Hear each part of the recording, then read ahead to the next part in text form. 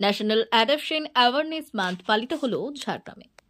সোমবার সকালে ঝাড়গ্রাম মহকুমা শাসকের সিধু কানু হলে একটি বর্ণাঢ্য অনুষ্ঠানের মাধ্যমে পালন করা হয়।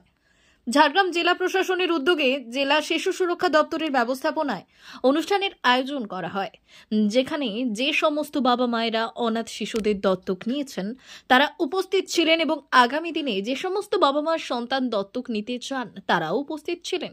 কিভাবে সন্তানকে দত্তক নেওয়া যায় এবং কিভাবে তার খেয়াল রাখা যায় সেই প্রসঙ্গে বিস্তর আলোচনা হয়। সন্তান দত্তক নেওয়া বাবা মায়েরা তাদের অভিজ্ঞতার কথা উপস্থিত সকলের কাছে তুলে ধরেন।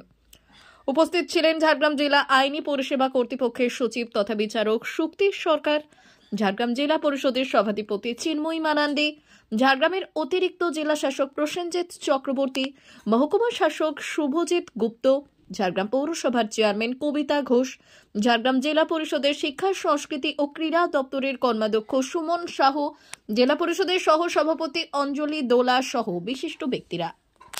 আজকে অ্যাডপশন মানে আমরা বাচ্চাগুলোকে কিভাবে দত্তক নিব সেইটাই আজকে এখানে মূল আলোচনার বিষয়। আর আমাদের জেলায় অনেকজন খুব একটা ঠিকঠাকভাবে জানেন না, তো তাদেরকেও কিভাবে অ্যাওয়ারনেস করা যায় আর ওরা কিভাবে আমাদের এইখান থেকে সুফল পাবেন।